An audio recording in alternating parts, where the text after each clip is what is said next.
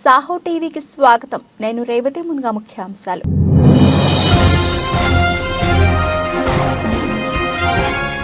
New Hampshire లో Trump victory, Republican primary fight లో top show.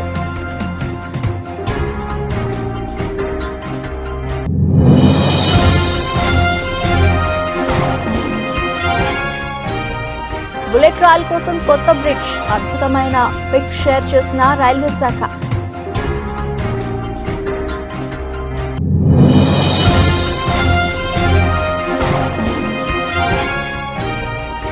Mining లో AP super, జాతీయ అవార్డును ప్రదానం చేసిన కేంద్ర మంత్రి.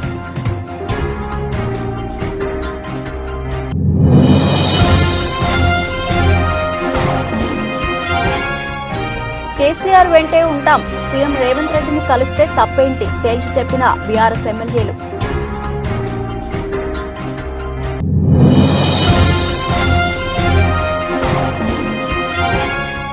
అయోధ్యకు పోటెత్తిన భక్తులు, రెండో రోజు బాలరాముడి దర్శనం కోసం బారులు తీరిన ప్రజలు.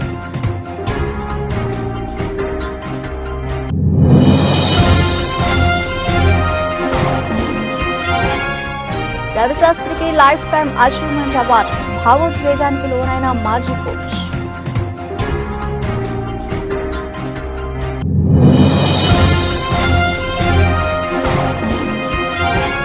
నేనేమైనా చట్ట వ్యతిరేక కార్యకలాపాలు చేశానా, నెటిజన్ పై ఫైర్ అయిన యాంకర్ రష్మి.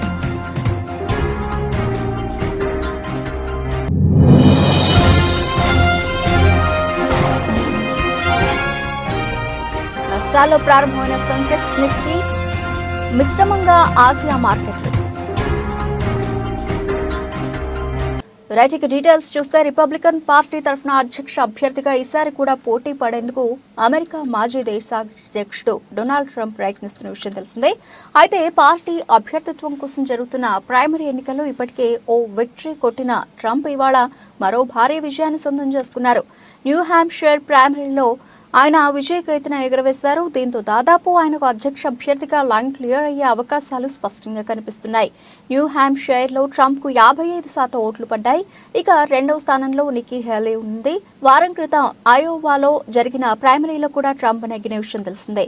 న్యూ హాంప్షైర్ లో 22 మంది డెలిగేట్స్ ఉండగా దాంట్లో ట్రంప్ 11, హేలీ 8 గెలుచుకున్నట్లు సమాచారం. రిపబ్లికన్ పార్టీ తరఫున అధ్యక్ష అభ్యర్థి రేసులో ఒకవేళ హేలీ ఉన్నా తాను పట్టించుకోబోనని ట్రంప్ అన్నారు. ఆమె ఏం చేయాలనుకున్నా చేసుకోవచ్చన్నారు. అయితే సౌత్ కారోలినాలో జరిగే ప్రైమరీ రేస్లో మాత్రం తనదే విజయం ఉంటుందని మరోవైపు నిక్కీ హేలీ అన్నారు.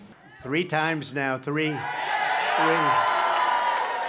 We win it every time. We win the primary, we win the generals, we've won it, and it's a very, very special place to me. It's very important. If you remember in 2016, we came here and we needed that win, and we won by 21 points, and it was great.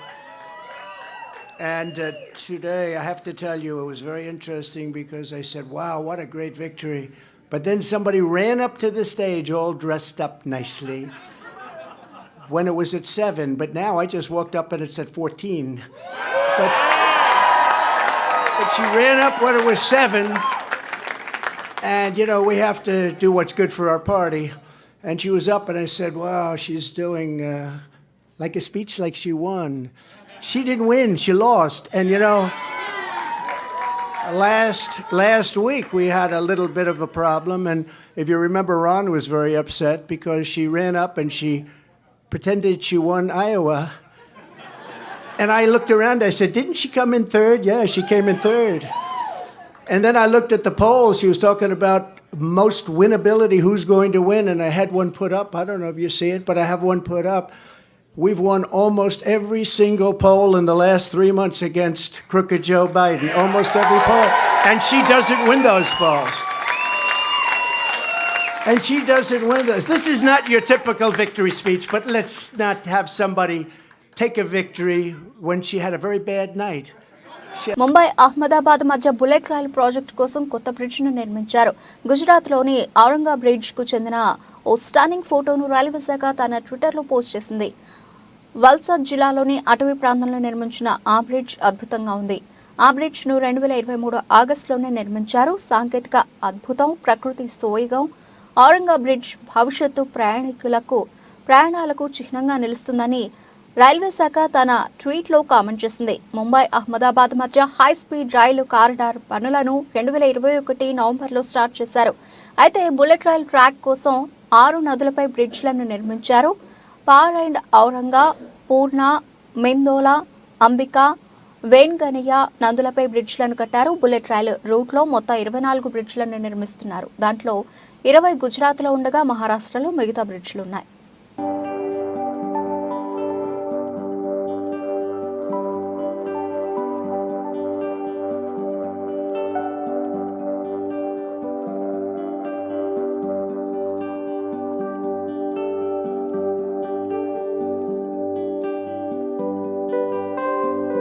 Major minerals mining లీజ్ల జారీలో రాష్ట్ర ప్రభుత్వం అనుసరిస్తున్న పారదర్శక విధానాలకు జాతీయ స్థాయి award లభించింది. మధ్యప్రదేశ్ రాష్ట్రం భోపాల్లో జనవరి 23న జరిగిన స్టేట్ మైనింగ్ మినిస్టర్స్ కాన్ఫరెన్స్లో ఈ మేరకు కేంద్ర బొగ్గు గనుల శాఖ మంత్రి శ్రీ ప్రహ్లాద జోషి చేతుల మీదుగా రాష్ట్ర గనుల శాఖ సంచాలకులు విజయ్ వెంకటరెడ్డి ఈ అవార్డును అందుకున్నారు. కేంద్ర బొగ్గు మంత్రిత్వ శాఖ కార్యదర్శి కాంతారావు, అలాగే మధ్యప్రదేశ్ ముఖ్యమంత్రి డాక్టర్ మోహన్ యాదవ్ల సమక్షంలో అవార్డు ఆఫ్ అప్రిసియేషన్ ను డీఎంజీ విజయ్ వెంకటరెడ్డికి కేంద్ర మంత్రి ప్రహ్లాద జోషి ప్రదానం చేశారు. ఈ సందర్భంగా ఆంధ్రప్రదేశ్ ప్రభుత్వం ముఖ్యమంత్రి వైఎస్ జగన్మోహన్ రెడ్డి, గనుల శాఖ మంత్రి పెద్దిరెడ్డి రామచంద్రారెడ్డిల ఆధ్వర్యంలో తీసుకున్న పలు సంస్కరణలు కేంద్ర మంత్రి అభినందించారు. మైనింగ్ రంగంలో ఆంధ్రప్రదేశ్ రాష్ట్రం అత్యంత పారదర్శకంగా అవలంబిస్తూ ఉన్న విధానాల వల్ల అనతి కాలంలోనే జాతీయ స్థాయిలో 3వ స్థానంలో నిలవడం ప్రశంసనీయమని కొనియాడారు. గత ఆర్థిక సంవత్సరంలో 11 మేజర్ మినరల్స్ బ్లాకులను విజయవంతంగా యాక్షన్ ప్రక్రియను పూర్తి చేసి మైనింగ్ ఆపరేషన్స్ ను ప్రారంభించడం శుభపరిణామమని అన్నారు. ఇదే విధంగా మైనింగ్ రంగాన్ని మరింత ముందుకు తీసుకువెళ్లాలని ఆకాంక్షించారు.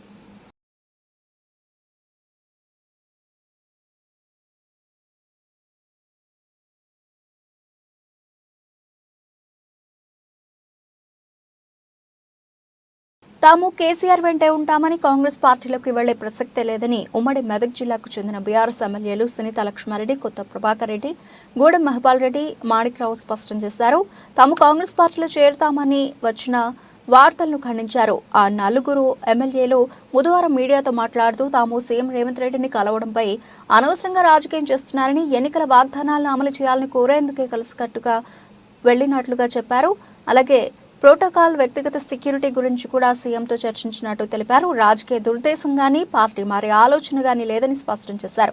తమ పార్టీ అధిష్టానంపై తమకు నమ్మకం ఉందని, నియోజకవర్గ అభివృద్ధి కోసమే ముఖ్యమంత్రిని కలిసినట్టు చెప్పారు. మీడియాలో వచ్చిన వార్తలతో తమ కార్యకర్తలు గందరగోళానికి గురవుతున్నారని, ఈ అంశానికి ఇక్కడితో ఫుల్ స్టాప్ పెట్టాలని కోరారు. తమ నియోజకవర్గ సమస్యల పరిష్కారం కోసం ఎన్నిసార్లైనా ముఖ్యమంత్రిని కలుస్తామన్నారు.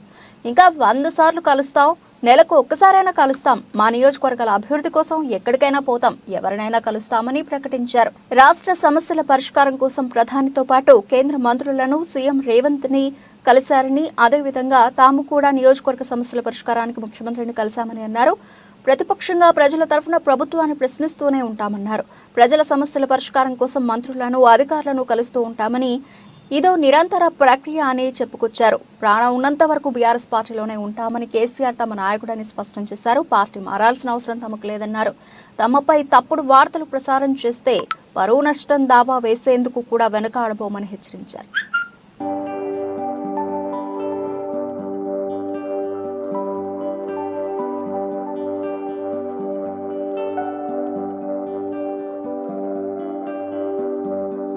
అయోధ్య రామ మందిరానికి భక్తులు పోటెత్తారు. బాలరాముణ్ణి దర్శించుకునేందుకు ఆలయం వద్ద బార్లు తీరారు. సోమవారం అయోధ్య రామాలయం గర్భగుడిలో బాలరాముడి విగ్రహానికి పండితుల మంత్రోచ్చారణల మధ్య ప్రధాని నరేంద్ర మోదీ చేతుల మీదుగా ప్రాణ ప్రతిష్ఠ చేశారు. మంగళవారం నుంచి సాధారణ భక్తులకు బాలరాముడి దర్శనానికి అనుమతించారు.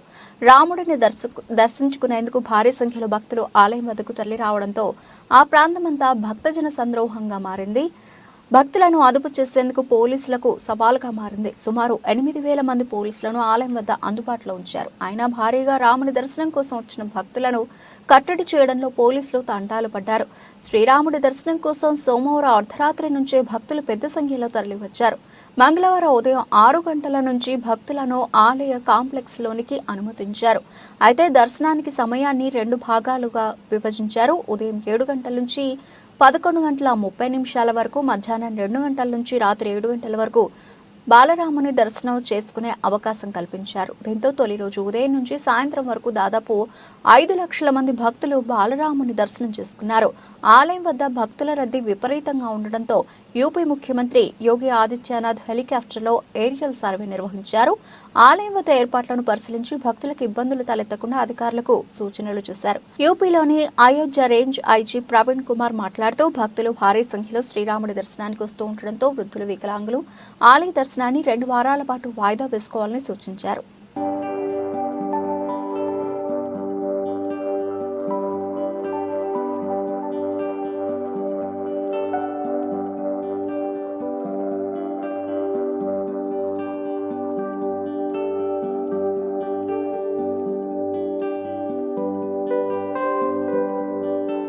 భారత క్రికెట్ కంట్రోల్ బోర్డు అవార్డుల కార్యక్రమం మంగళవారం హైదరాబాద్ లో ఘనంగా జరిగింది. దాదాపు 4 ఏళ్ల తర్వాత బీసీసీఐ వార్షిక అవార్డుల కార్యక్రమాన్ని నిర్వహించింది. భారత క్రికెటర్లతో పాటు దేశవాళీ ఆటగాళ్లు, బీసీసీఐ పెద్దలు ఈ వేడుకకు హాజరు కాగా హర్ష భోగ్లే వ్యాఖ్యాతగా వ్యవహరించారు. అంతర్జాతీయ క్రికెట్లో మంచి ప్రదర్శన కనబరిచిన ఆటగాళ్లకు పాలి ఉమ్రిగర్ అవార్డును ప్రదానం చేశారు. 2022-23 గాను పాలి ఉమ్రిగర్ ఉత్తమ క్రికెటర్గా శుభ్మన్ గిల్, 2020-21కి స్పిన్నర్ రవిచంద్రన్ అశ్విన్, 2019-20కి పేసర్ మొహమ్మద్ షమి, 2021-22కి బుమ్రాలో అందుకున్నారు. ఉత్తమ మహిళా ప్లేయర్గా 2021-22కి గాను స్మృతి మంధానా, 2019-20, 2022-23 గాను దీప్తి శర్మలు ఈ అవార్డులను గెలుచుకున్నారు. కాగా భారత స్పిన్నర్ రవిచంద్రన్ అశ్విన్ ఈ అవార్డును గెలుచుకోవడం ఇది రెండోసారి. భారత మాజీ cricketer coach Ravi Shastri, CK Naidu life time achievement award అందుకున్నారు. బీసీసీఐ అధ్యక్షుడు రోజర్ బిన్నీ, సెక్రటరీ జై షా అతన్ని ఈ అవార్డును ప్రదానం చేశారు. రవిశాస్త్రితో పాటు ఫారూక్ ఇంజనీర్ కూడా ఈ అవార్డును అందుకున్నారు. Ravi, I've seen you live life king size, but I'm sure this is a wonderful emotional moment for you as well, what you've just got. It certainly is, and ladies and gentlemen, thanks for coming. I thank the BCCI for bestowing this honor on me. You know, it's 4 decades in the game where you've not missed a beat, and you've been involved with Indian cricket right through. It's a very touching moment for me because when I started my cricket at the age of 17, and I finished at 31 as a player, at 30 in fact, as a player, BCCI were my guardians, right through. They showed me the path to play sport. You know, at a time where the bucks weren't big in the game, like Farouk mentioned, but there was pride in playing for your country. I saw the BCCI grow up in these 40 years of mine, you know, to become a powerhouse in world cricket. And because of that, you can see generations after generations of players benefiting. So for me, this is a very special evening, especially with the women's team, the men's cricket team there. You've got the coaching staff from England. And there are people here who have been with me right through those 40 years, either as administrators, either as players, either as broadcasters, either as production people around the ground, you know, who are there when we play the game or watch the game or commentate on the game. So Tollywood నటి రష్మి గౌతమ్ గురించి పెద్దగా పరిచయం అక్కర్లేదు. Jabardasth show ద్వారా anchor గా బుల్లితెరకు పరిచయమై ప్రేక్షకుల్లో భారీ craze సంపాదించుకున్నారు. అంతకుముందు సినిమాలో నటించిన ఈ భామకు పెద్దగా గుర్తింపు రాలేదు. ఈ షో ద్వారా వచ్చిన క్రేజ్ తో బిగ్ స్క్రీన్ పై అప్పుడప్పుడు మెరుస్తోంది. మరోవైపు సోషల్ మీడియాలో లేటెస్ట్ ఫోటో షూట్స్ తో అభిమానులను అలరిస్తూ ఉంటోంది. ఇదిలా ఉంటే రష్మి తాజాగా ఓ నెటిజన్ పై ఆగ్రహం వ్యక్తం చేసింది. అయోధ్య రామ మందిర ప్రారంభోత్సవంపై ఆనందం వ్యక్తం చేస్తూ రష్మి ఇటీవల ఒక పోస్ట్ చేసింది. అయితే ఈ పోస్ట్ పై నెటిజన్ రిప్లై ఇస్తూ కాషాయపు రంగు చీర కట్టి అన్ని చెడ్డ పనులు చేస్తున్నావు అంటూ కాస్త అసభ్య పదజాలం వాడాడు. దీంతో రష్మికి మండిపోయినట్టుంది. ఆ ట్వీట్ కు రిప్లై ఇస్తూ గట్టిగా కౌంటర్లు వేసింది. నేనేమైనా బిల్లులు కట్టకుండా డబ్బులు ఎగ్గొట్టానా, లేదా నా తల్లిదండ్రుల్ని రోడ్డున వదిలేశానా, నా కుటుంబ బాధ్యతలు తీసుకోలేదా, ట్యాక్స్లు కట్టలేదా, నేనేమైనా అసాంఘిక కార్యకలాపాలు అకృత్యాలు చేశానా, ఎవరి దగ్గరైనా డబ్బులు లాగేసుకున్నానా, మీ దృష్టిలో అసభ్యకరమైన పనులంటే ఏంటి? ఈ మధ్య కాలంలో ఇలాంటి మాటలు ఎక్కువగా వింటున్నా. పదే పదే ఈ పదంతో నన్ను టార్గెట్ చేస్తున్నారు. నా వరకు దేవుడి అందరివాడు, సనాతన ధర్మంలోని మంచి విషయం అదే అంటూ రష్మి గౌతమ్ గట్టిగా కౌంటర్ ఇచ్చారు.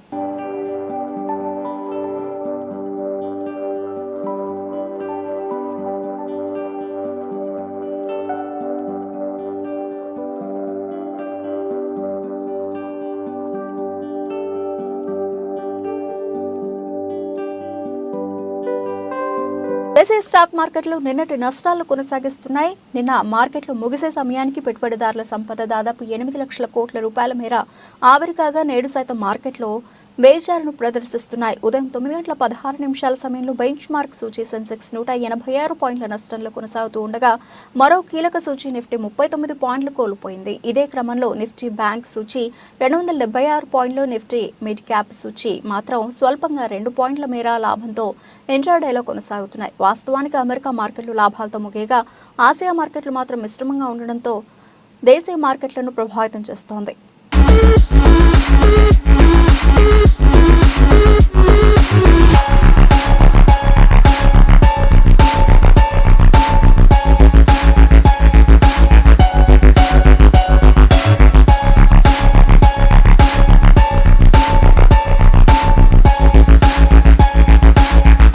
మండల కేంద్రమైన గండేపల్లి గ్రామంలో తెలుగుదేశం పార్టీ జాతీయ ప్రధాన కార్యదర్శి నారా లోకేష్ జన్మదిన వేడుకలు మండల పార్టీ అధ్యక్షులు పోతుల మోహన్ రావు, గ్రామ పార్టీ అధ్యక్షులు ఎలమటి కాశీ ఆధ్వర్యంలో ఎన్టీఆర్ విగ్రహం వద్ద ఘనంగా నిర్వహించారు. ఈ సందర్భంగా వారు మాట్లాడుతూ యువ నాయకుడు మాజీ ముఖ్యమంత్రి నారా చంద్రబాబు నాయుడు తనయుడు తెలుగుదేశం పార్టీ జాతీయ ప్రధాన కార్యదర్శి నారా లోకేష్ రాబోయే కాలంలో యువతకు మరింత ఉత్సాహం నింపే విధంగా తెలుగుదేశం పార్టీని ముందుకు నడిపించే విధంగా చేసేందుకు అహర్నిశలు కృషి చేస్తున్నారని, ఆయన పాదయాత్రతోనే అది నిదర్శనమని అన్నారు. ముందుగా కేక్ కట్ చేసి పుట్టినరోజు వేడుకలు జరుపుకున్న అనంతరం స్వీట్లు పంపిణీ చేశారు.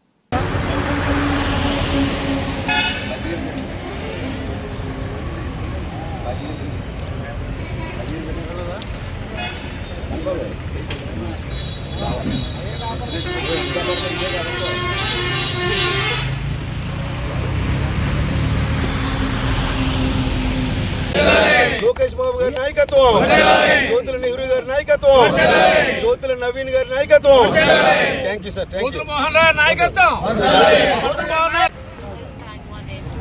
ఆంధ్రప్రదేశ్ ఆశా జ్యోతి యువ కెరటం మాజీ ముఖ్యమంత్రి ఎన్టీ రామారావు గారి మనవడు, మాజీ ముఖ్యమంత్రి చంద్రబాబు నాయుడు గారు తనయుడు, మా యువ నాయకుడు, యువ కిషోరం, ఆంధ్రప్రదేశ్కి దశ దిశ నిర్దేశించే మా ఆశా జ్యోతి నారా లోకేష్ గారి 41వ పుట్టినరోజు సందర్భంగా గండేపల్లి మండలం గండేపల్లి గ్రామంలో వారి తాతయ్య గారి విగ్రహం దగ్గర చాలా ఆయన పుట్టినరోజు వేడుకలు చాలా దిగ్విజయంగా జరుపుకున్నటువంటి రోజు ఈరోజు. 1983 జనవరి 23న మా లోకేష్ బాబు జన్మించాడు. చంద్రబాబు నాయుడు గారికి, భువనేశ్వరి గారికి మరి 3200 కిలోమీటర్లు ఈ వైఎస్ఆర్ ప్రభుత్వం వచ్చి 4 సంవత్సరాలు అయ్యింది. నిజామాబాద్ జిల్లా నవీపేట మండలం అభంగపట్నం రైస్ మిల్లుపై సివిల్ సప్లై అధికారులు సిఐఎస్ఐ ఆధ్వర్యంలో దాడులు నిర్వహించారు. ఈ సందర్భంగా అధికారులు మాట్లాడుతూ రైస్ మిల్లు వారు సివిల్ సప్లై శాఖ వారి నుంచి ధాన్యం తీసుకుని తిరిగి ప్రభుత్వానికి ఇవ్వాల్సిన ధాన్యం ఇవ్వకుండా మోసం చేసినందున చీటింగ్ కేసు నమోదైందని తెలిపారు. పక్కదారి పట్టిన ధాన్యం విలువ సుమారు 6,18 లక్షల రూపాయలు ఉంటుందని అన్నారు.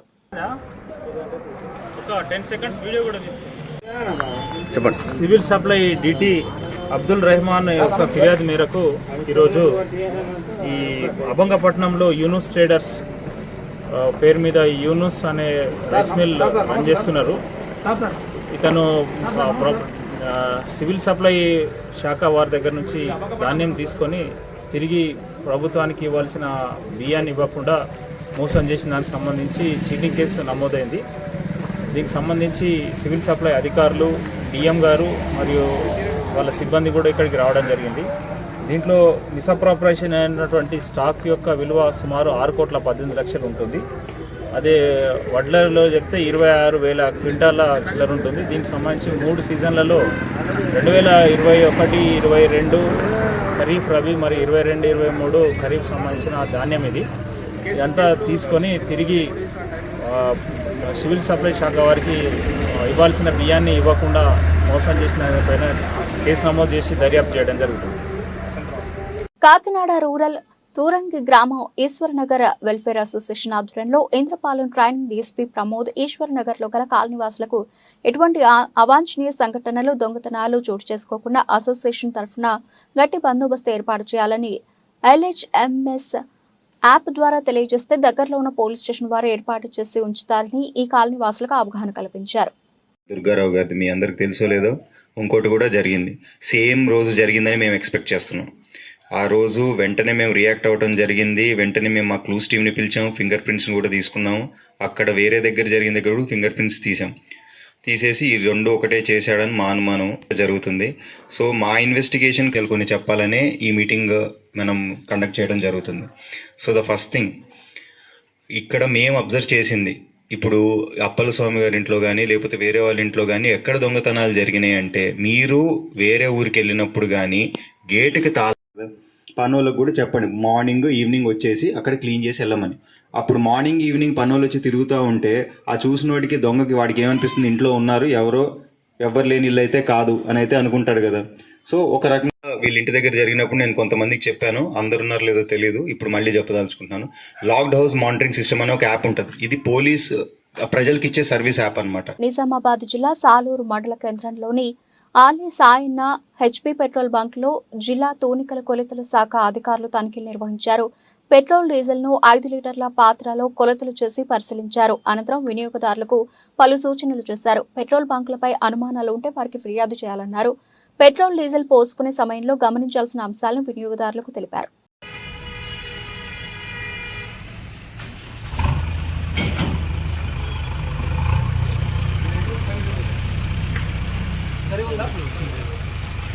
ఈ పంపే కాదు, మీరు ఎక్కడ పోసుకున్నా మహారాష్ట్ర కానీ టెస్ట్ మీద ఉంటుంది.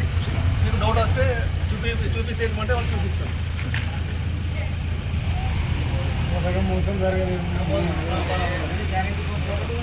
కంచికచర్ల మండలం పేరకలపాడు గ్రామంలో హర్ ఘర్ తిరంగా కార్యక్రమం 15/8/2022న నిర్వహించారు. పేరకలపాడు గ్రామ సర్పంచ్ మన్నె సాత్విక తన సొంత డబ్బులు 111,550 రూపాయలు ఖర్చు చేశారు. కంచికచర్ల మండల పరిషత్ కార్యాలయంలో పేరుకలపాడు సర్పంచ్ మన్నె సాత్విక మీడియాతో మాట్లాడుతూ కంచికచర్ల మండల పరిషత్ అభివృద్ధి అధికారిని శిల్ప దొంగ బిల్లులు పెట్టి డబ్బులు తీసుకున్నారని తెలిపిన సర్పంచ్ సాత్విక తాము ఎన్నోసార్లు ఎంపీడీఓను తమ ఖర్చు పెట్టిన డబ్బుల గురించి అడిగినా ఇంకా డబ్బులు పడలేదని సమాధానం చెప్పారు.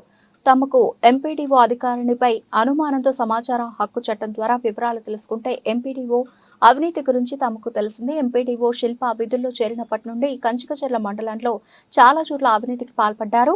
ఉన్నతాధికారులు స్పందించి కంచికచర్ల మండల పరిషత్ అధికారినిపై చర్యలు తీసుకోవాలని సర్పంచ్ సాత్విక తెలిపారు. ఆగస్టు 15న కేంద్ర ప్రభుత్వ ఆదేశాల మేరకు అమృత మహోత్సవ అనే కార్యక్రమాన్ని పేర్కలపాడు గ్రామంలో నిర్వహించుకోవడం జరిగిందండి. ఈ కార్యక్రమానికి సక్సెస్ చేయండి అని చెప్పి మండలం నుంచి నాకు యూఓపీఆర్డి శ్రీనివాస్ గారు కావచ్చు, ఎంపీడీఓ గారు కావచ్చు, నా దగ్గరకు వచ్చి ఈ ప్రోగ్రామ్ని సక్సెస్ చేయండి, అమౌంట్ దానికి ఏదైతే ఖర్చు పెడతామో దాన్ని మనం మండలం నుంచి ఇప్పిద్దామని చెప్పి నాకు హామీ ఇచ్చారు వాళ్ళు. దాన్ని అలానే ప్రోగ్రామ్ని సక్సెస్ చేయడం జరిగింది. 1,11,550 రూపాయలు మేము మా సొంత డబ్బులు ఖర్చు చేయడం జరిగింది. దాని తర్వాత నెక్స్ట్ మంత్ 3వ తారీఖున 3/9/2022 సంవత్సరంలో మేము ఆ పర్టికులర్ బిల్స్ అన్ని తీసుకొచ్చి ఎంపీడీఓ గారికి సబ్మిట్ చేస్తే మేము ఇంత పెట్టామండి ఇదండి అమౌంట్ అని చెప్పిస్తే వారు పంచాయతీ నిధుల నుంచి మీరు క్లెయిమ్ చేసుకోండి, దీనికి నిధులు మాకు పైనుంచి అయితే ఎటువంటి నిధులు రాలేదని వారు చెప్పారు. కానీ అప్పుడు నాకు ప్రోగ్రామ్ ముందు చెప్పింది ఏంటి, మండలం నుంచి ఇస్తాము ప్రోగ్రామ్ సక్సెస్ చేయండి అని చెప్పి అప్పుడు చెప్పారు. కానీ ఇప్పుడు వెళ్ళి అడిగితే ఇలా అన్నారు. దీనిని ఎన్నిసార్లు అడిగినా వాళ్ళు ఇదే ఆన్సర్ చెప్తాంటే దీన్ని కలెక్టర్ గారి దృష్టికి నేను తీసుకెళ్ళాను. డిఫరెంట్ టైమ్స్లో వెళ్ళి నేను అర్జీలు ఇచ్చుకోవడం జరిగింది. వారు నాకు మండలం నుంచి వీళ్ళకి డబ్బులు కేటాయించండి అని చెప్పి అనౌన్స్మెంట్ ఇవ్వడం జరిగింది. కలెక్టర్ గారు మండలానికి ఇచ్చారు. అయినా కానీ కలెక్టర్ గారి ఆదేశాలను కూడా వీళ్ళు ధిక్కరించి నాకు ఎటువంటి అమౌంట్ అనేది ఇవ్వలేదు. ఇవన్నీ ఇలా జరుగుతుంటే నాకు ఎందుకు అనుమానం వచ్చి నేను సమాచార హక్కు చట్టం కింద. బులెటిన్ ముగించే ముందు హెడ్లైన్స్ మరోసారి.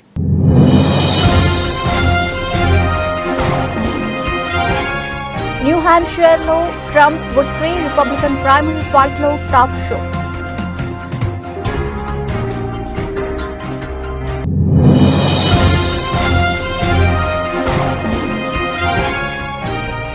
బుల్లెట్ రైల్ కోసం కొత్త బ్రిడ్జ్, అద్భుతమైన పిక్ షేర్ చేసిన రైల్వే శాఖ.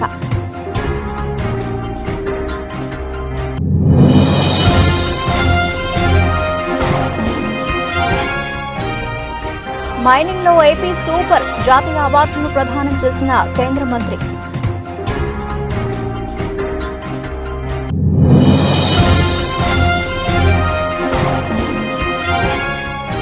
కేసీఆర్ వెంటే ఉంటాం, సీఎం రేవంత్ రెడ్డిని కలిస్తే తప్పేంటి తేల్చి చెప్పిన బీఆర్ఎస్ ఎమ్మెల్యేలు.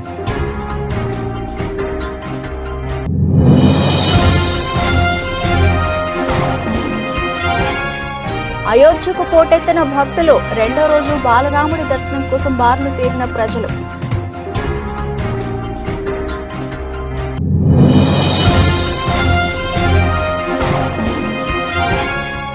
రవిశాస్త్రికి లైఫ్ టైం అచీవ్మెంట్ అవార్డు, భావోద్వేగానికి లోనైన మాజీ కోచ్.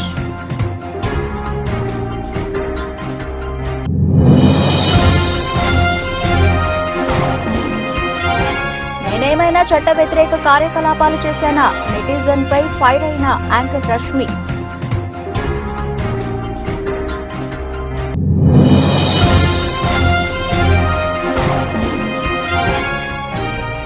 నష్టాల్లో ప్రారంభమైన సెన్సెక్స్, నిఫ్టీ మిశ్రమంగా ఆసియా మార్కెట్లు. ఇవి ఇప్పటివరకు నిలిచిన అప్డేట్స్. మరిన్ని అప్డేట్స్ తో మళ్ళీ కలుద్దాం. అంతవరకు సెలవు, నమస్తే.